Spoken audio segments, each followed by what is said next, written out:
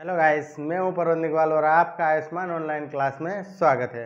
तो दोस्तों, आज मैं एक और नया टॉपिक लेकर आया हूं जो कि है स्ट्रेस साइकिल का अंतःस्रावी नियंत्रण, है ना। तो जो अपन ने है ना अगले वीडियो में स्ट्रेस साइकिल पढ़ा था।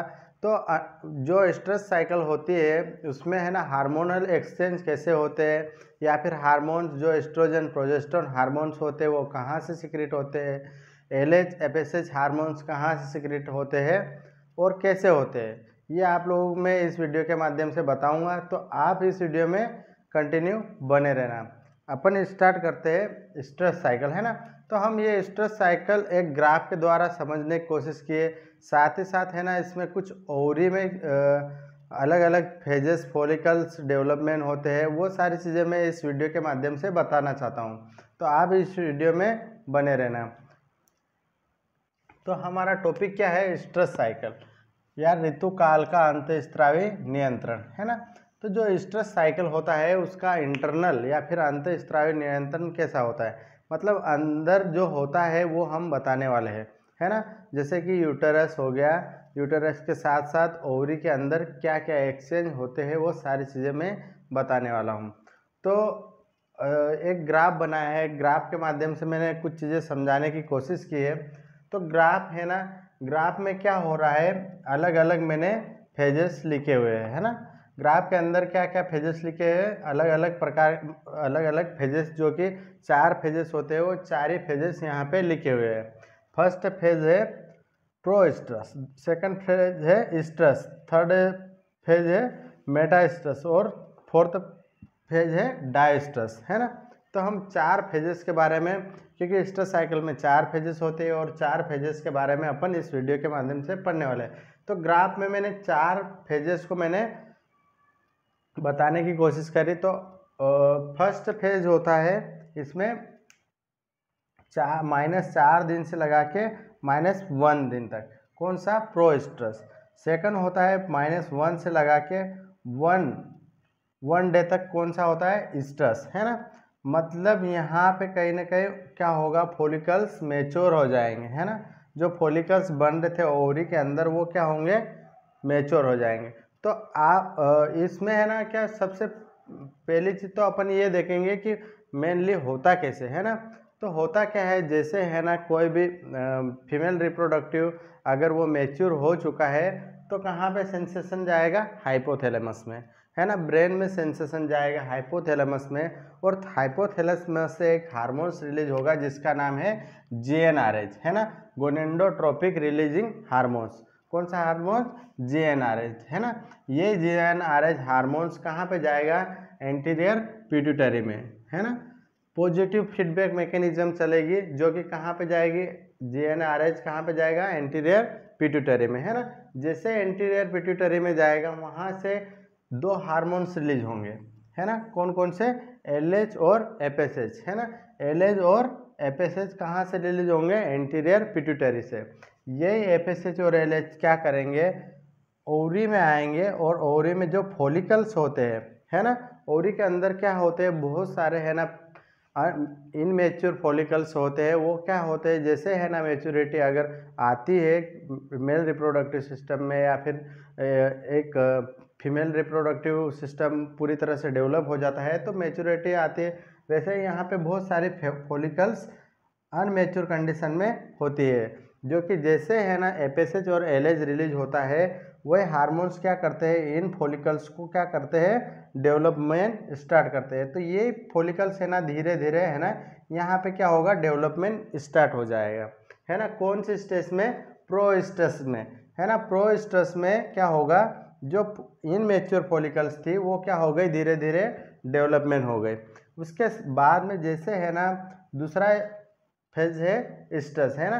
तो दूसरे स्टेज में क्या हुआ, जो फॉलिकल्स थी है ना वो क्या हो गई?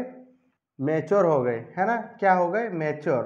और क्या, किसका निर्माण कर लिया इसके अंदर? ओवम का, है ना। तो यहाँ पे जो फॉलिकल्स थी स्ट्रेस फेज में क्या हुआ था कि वो फॉलिकल्स मैच्योर फॉलिकल हो गए, और उसी मैच्योर फॉलिकल को बोलते हैं ग्राफियन फॉलिकल्स, है ना। क्या बोलते हैं इसको? Graafian follicles. कौन से फेज में? स्ट्रेस फेज में, है ना। अब देखो है ना, इन फॉलिकल्स से है ना क्या होता है, एक हार्मोन्स रिलीज होता है जिसका नाम है एस्ट्रोजन हार्मोन्स, है ना। कौन सा हार्मोन, एस्ट्रोजन हार्मोन। तो जैसे जैसे यहाँ पे फॉलिकल्स डेवलपमेंट स्टार्ट हुआ वैसे वैसे है ना, ये जो हार्मोन्स होता है, एस्ट्रोजन हार्मोन्स होता है, इसका लेवल क्या हुआ, बढ़ गया है ना। यहाँ पे क्या हुआ, एस्ट्रोजन हार्मोन्स का लेवल बढ़ गया, क्योंकि ये फॉलिकल्स से ये हार्मोन्स निकलता है, ओवरी के अंदर जो फॉलिकल्स होते हैं इसी से क्या एस्ट्रोजन हार्मोन्स रिलीज होता है ना। तो यहाँ पे जो ग्राफ बन रहा है ना, वो धीरे धीरे है ना बढ़ रहा है, ठीक है ना। फिर जैसे जैसे ये फॉलिकल्स डेवलप हो रही वैसे वैसे ये हार्मोन्स भी बढ़ रहा है, पर ये एक निश्चित अवस्था तक बढ़ता है।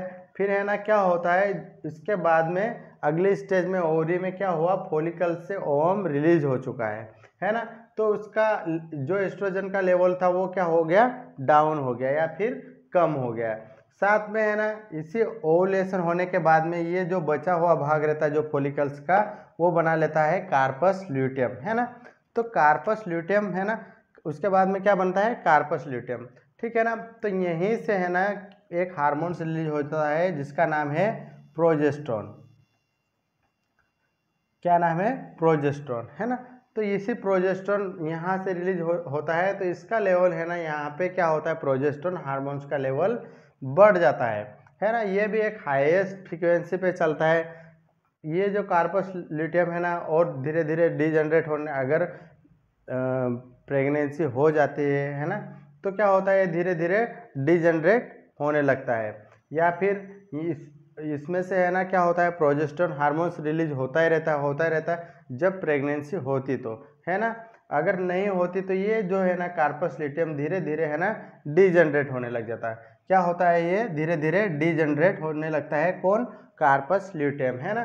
तो जैसे जैसे है ना डिजनरेट होता है वैसे वैसे है ना इसका लेवल कम हो जाता है ना। वापस से वही प्रोसेस आ जाएगी, फिर वापस फॉलिकल्स, क्योंकि यहाँ पे है ना 18 दिन या 17 दिन के अंदर अंदर है ना ये पूरी ऋतु चक्र है ना या फिर ईस्टर साइकिल कंप्लीट हो जाती है ना। तो जैसे है ना ऋतु चक्र या फिर ईस्टर साइकिल कंप्लीट हो जाती है, उसके बाद में वापस रिटर्न है ना क्या होता है, एक अंतराल, समय अंतराल चलती रहती है। ईस्टर साइकिल है ना एक जैसे ख़त्म होती है वापस दूसरी स्टेप या फिर दूसरी साइकिल स्टार्ट हो जाती है।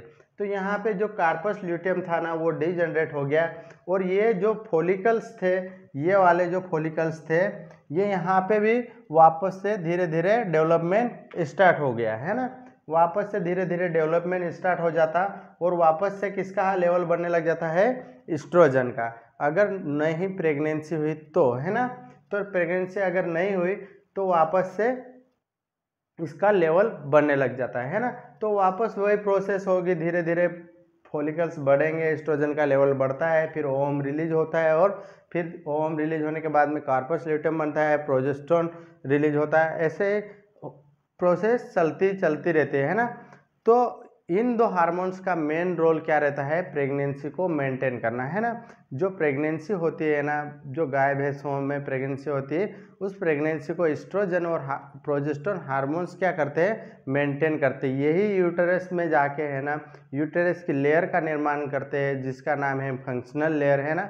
उसी फंक्शनल लेयर का क्या करते हैं, धीरे धीरे निर्माण करते हैं। तो आई होप दोस्तों ये मेरा वीडियो ज़रूर समझ में आया होगा।